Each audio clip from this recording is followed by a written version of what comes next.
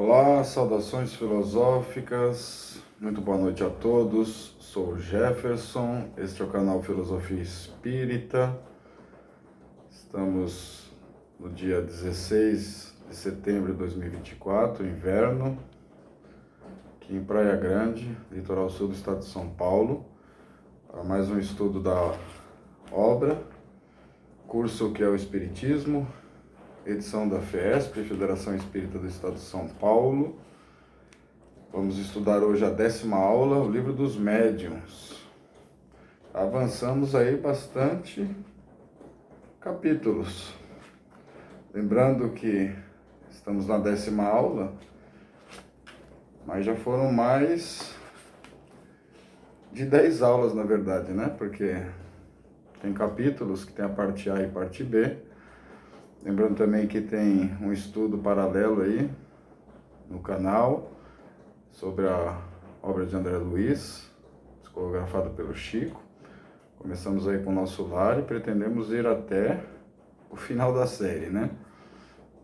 Vão anos ainda, mas se Deus quiser, se estiver na programação, vamos até o final nesse estudo. Antes de iniciarmos, trouxe meu café, marca registrada do canal. Há muitos comentários no estudo de hoje. Tem 1, 2, 3 páginas. Então vamos ao nosso estudo.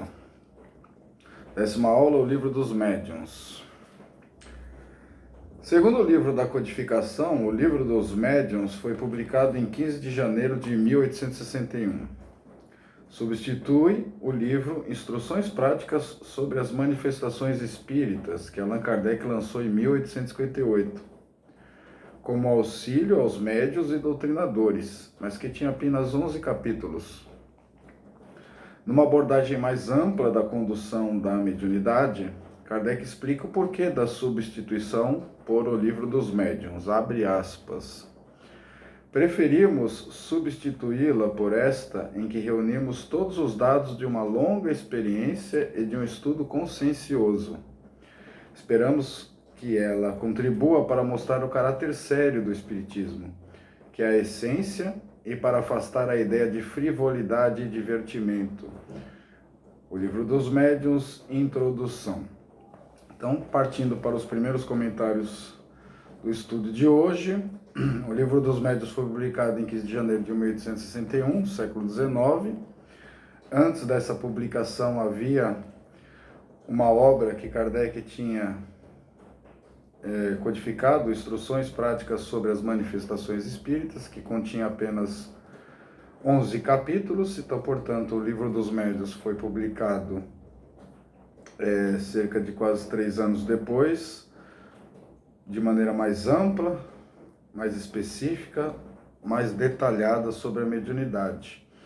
Ele mesmo diz ali na citação, né, que preferiu substituir em relação à obra anterior, porque esta segunda obra, o livro dos médiuns, é fruto de uma longa experiência e de um estudo consciencioso. Lembrando que todas as obras da codificação espírita foram revisadas pelos espíritos, só publicadas posteriormente após essas revisões.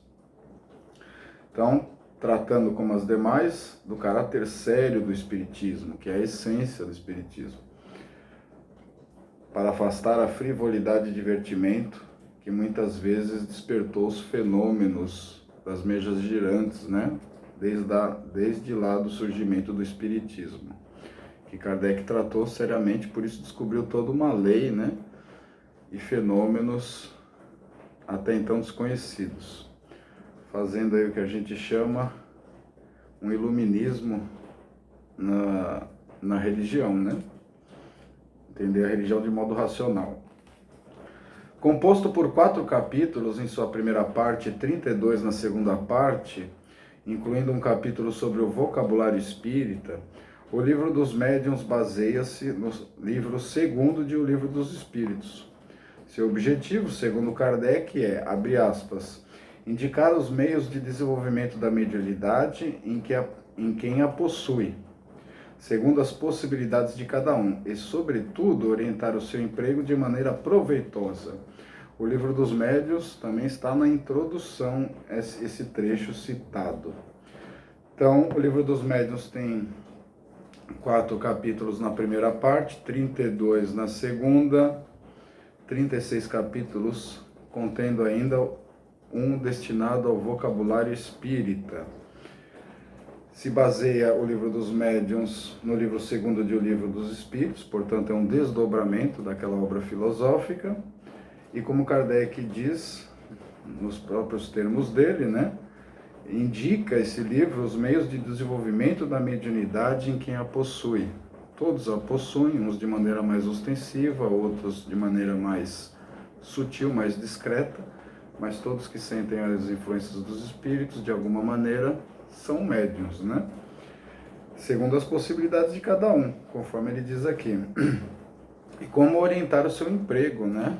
Baseado no Evangelho, né? Educação moral e intelectual. Se o Livro dos Espíritos constitui a parte filosófica da doutrina dos espíritos, o Livro dos Médiuns é a sua parte prática ou experimental. Esclarece sobre a teoria dos gêneros de manifestações espíritas, os meios de comunicação com os espíritos, além das dificuldades e tropeços que se podem encontrar na prática do espiritismo. Então, o Livro dos Espíritos aí é caracterizado, né, por ser a parte filosófica da doutrina espírita. O Livro dos Médiuns, que é um desdobramento do livro 2 dos Espíritos, é a parte prática ou experimental dessa filosofia, ou a parte científica da doutrina, né? O estudo dos fenômenos observados, com coleta de dados, explicações racionais, né? Baseado aí na fundamentação da teoria dos gêneros de manifestações espíritas, teoria para entender a prática, os meios de se comunicar com os espíritos de modo o mais seguro possível, né? Evitando aí as dificuldades, os tropeços e os escolhos da mediunidade. Portanto, não é algo que possa ser colocado aí como uma brincadeira, né? Exige muita responsabilidade dos médiuns. Apesar de aclarar o caminho de todos aqueles que querem realmente instruir-se pelo bom exercício da mediunidade e de como constituir uma reunião séria, o próprio Kardec alerta que na obra não se encontra uma fórmula universal e infalível da formação dos médiuns. O codificador nos apresenta uma série de gêneros de manifestações e de mediunidades. Porém, o bom proveito que se pode tirar da comunicação com os espíritos sempre dependerá de como a conduzirmos. Kardec vai alertar nessa obra, né, que apesar dessa obra aclarar o caminho de todos aqueles que querem realmente instruir-se, né, exercendo bem a mediunidade, a desenvolvendo para o próximo e para si mesmo, né, precisa estar circundado de uma reunião séria. Kardec ainda alerta que não existe uma fórmula universal infalível, né, para se formar médiuns. Temos os cursos dentro dos centros espíritas, né, de desenvolvimento da mediunidade, né, sempre baseados aí no estudo e na mudança moral, né. Há uma série de gêneros de manifestações e de mediunidades, todas catalogadas na obra, e o bom proveito que se pode tirar com a comunicação dos espíritos sempre depende de como a conduzirmos, né? Conduzindo na brincadeira, sem responsabilidade, vai ficar sujeito às mistificações, às fraudes, né? Ao divertimento de espíritos levianos, pseudo-sábios, etc. Divididas em duas categorias, as manifestações espíritas podem ser de efeitos físicos e de efeitos intelectuais. Na parte dos efeitos físicos, Kardec explica, entre outros, o fenômeno das mesas girantes e os locais assombrados, acabando com as velhas concepções de magia e de fatos sobrenaturais, que nada tem a ver com a realidade. Muito interessante este parágrafo. Existem, na verdade, duas categorias de manifestações, as de efeitos físicos, e para se entender, né, a mediunidade de efeitos físicos, precisa-se conhecer a obra, né, as explicações que estão lá. Os espíritos, por exemplo, usam um tipo de fluido, né, usam do ectoplasma do médium, muitas vezes para fazer aparições, materializações, usam modificações do fluido cósmico universal para mover objetos, e os de efeitos intelectuais, né? A psicografia tem muito disso, né? A intuição. Então, tudo isso é explicado no livro dos médiuns.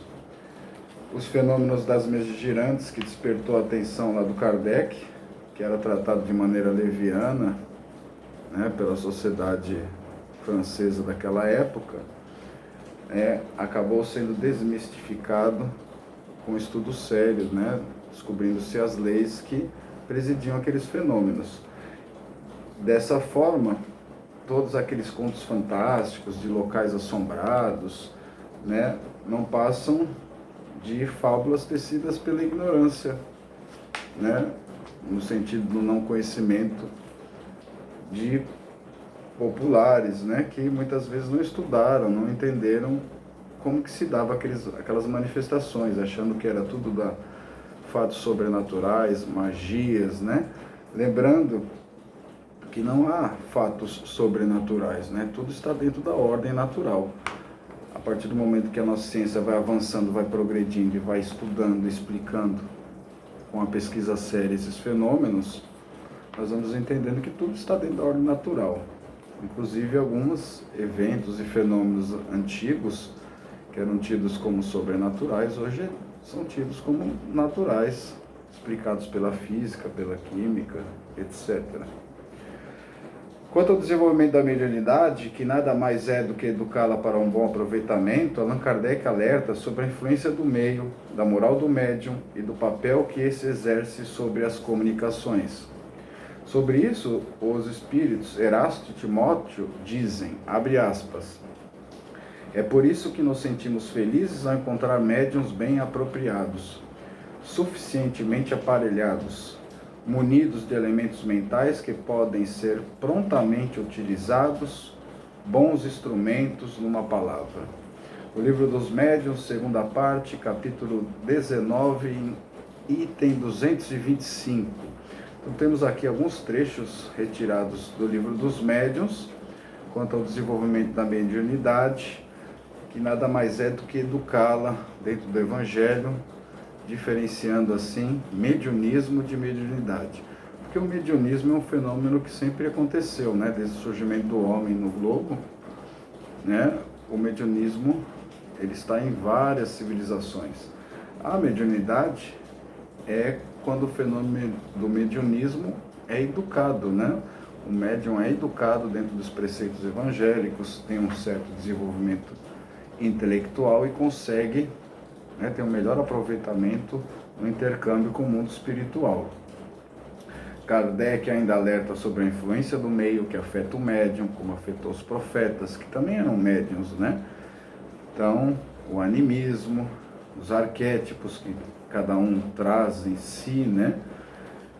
A influência moral do médium pesa muito, sintonia, né?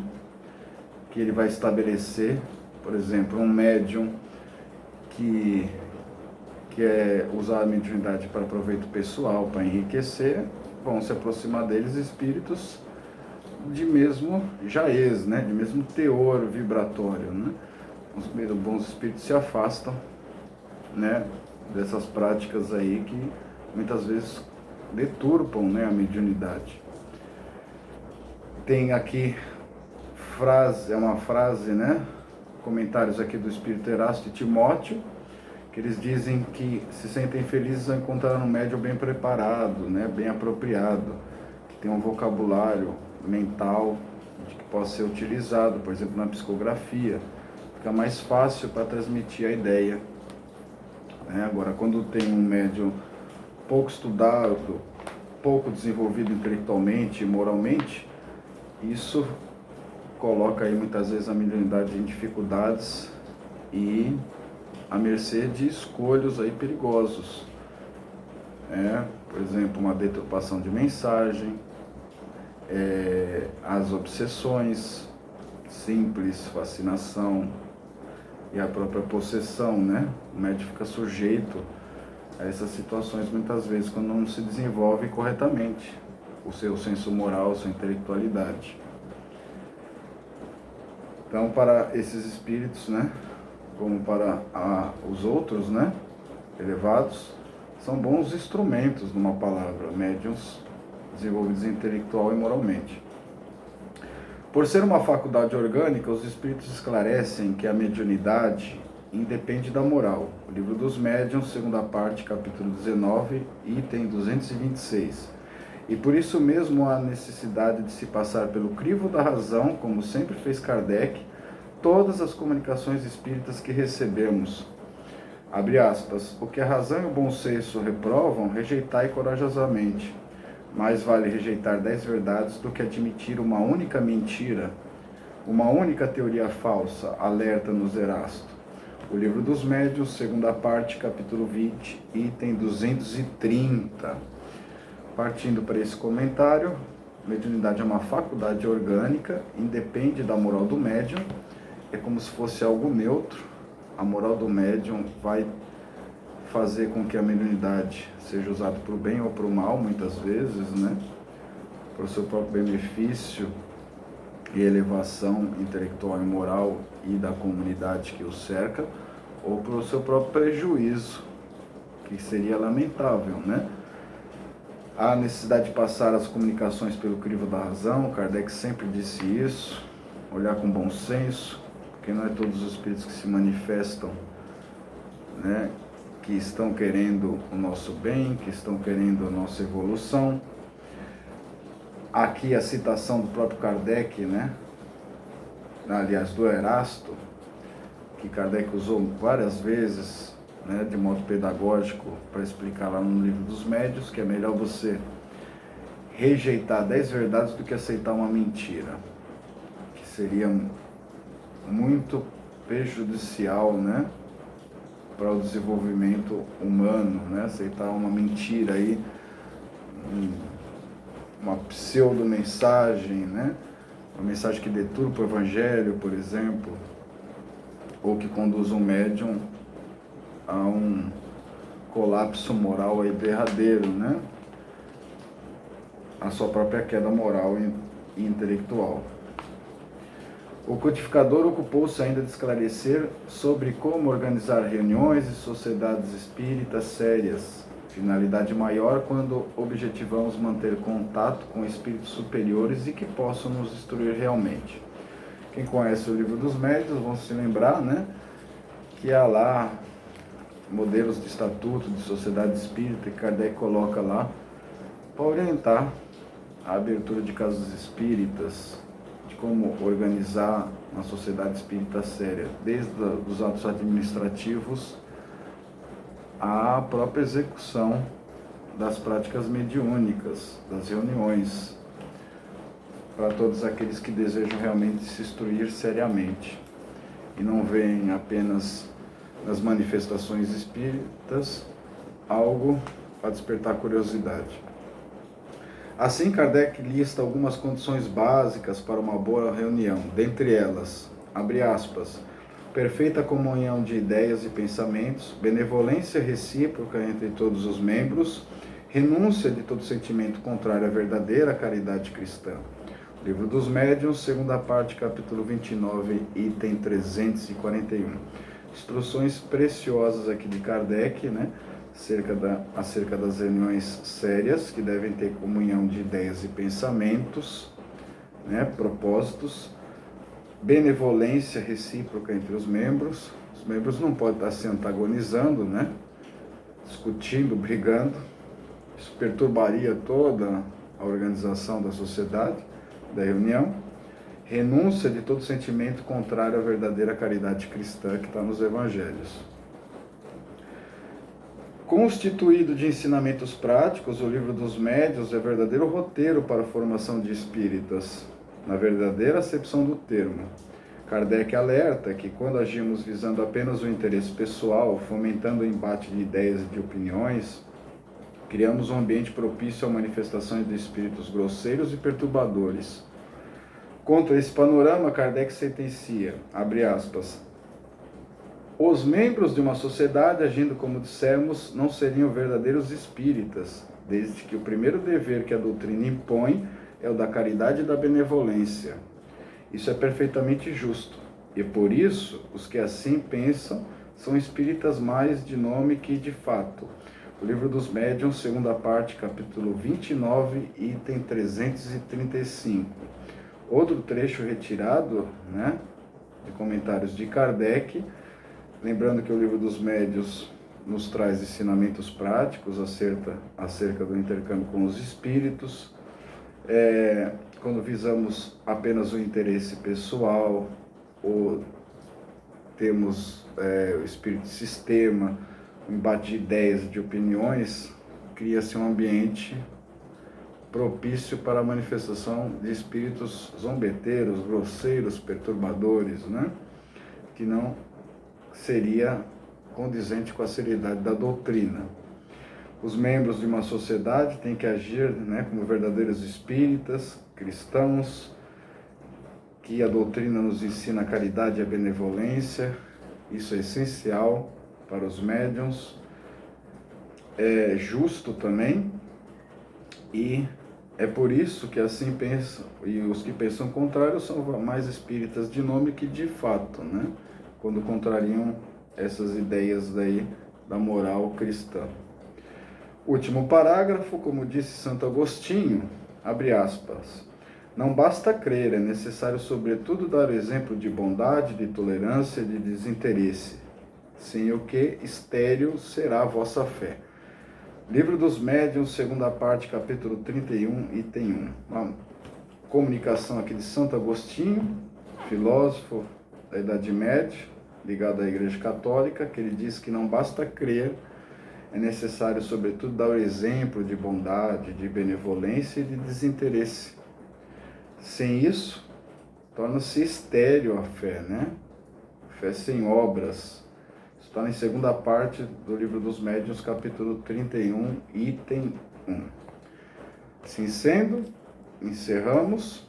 Nossa bibliografia de hoje foi do Allan Kardec, o Livro dos Médiuns. E para terminar, vamos à fixação do aprendizado, que são aquelas 3 perguntas rotineiras em cada estudo. 1. Por que o Livro dos Médiuns constitui a parte experimental do Espiritismo? O Livro dos Médiuns é a parte prática ou experimental da doutrina dos espíritos, parte científica, A obra esclarece sobre a teoria dos gêneros de manifestações espíritas, os meios de comunicação com os espíritos, além das dificuldades e tropeços que se podem encontrar na prática do espiritismo, conforme estudamos na aula de hoje. Pergunta 2. Do que depende uma boa comunicação com os espíritos? Do bom proveito que se pode tirar da comunicação com os espíritos. Sempre dependerá de como a conduzirmos. Depende também do desenvolvimento da mediunidade, que nada mais é do que educá-la para um bom aproveitamento, ou seja, o desenvolvimento intelectual e moral do médium. E a última pergunta, 3. Como devemos conduzir uma reunião espírita séria em, abre aspas, perfeita comunhão de ideias e pensamentos, benevolência recíproca entre todos os membros, renúncia de todo sentimento contrário à verdadeira caridade cristã, conforme está lá em O Livro dos Médiuns, segunda parte, capítulo 29, item 341. Assim sendo, terminamos a 10ª aula. Próxima aula é a 11ª aula, parte A. Vamos estudar aí a visão espírita da eutanásia. Um assunto bastante interessante. Vamos falar sobre a medicina, sobre a morte, a desencarnação, e depois daremos prosseguimento ao estudo. Agradeço a todos que participaram. mais essa noite, madrugada, manhã ou tarde, a depender de que horas estão vendo esta aula. Convido todos a curtirem, divulgarem o canal, comentarem, se inscreverem e que possamos ir junto, aprendendo cada vez mais essa belíssima doutrina e os ensinamentos dos Espíritos. Até uma próxima oportunidade.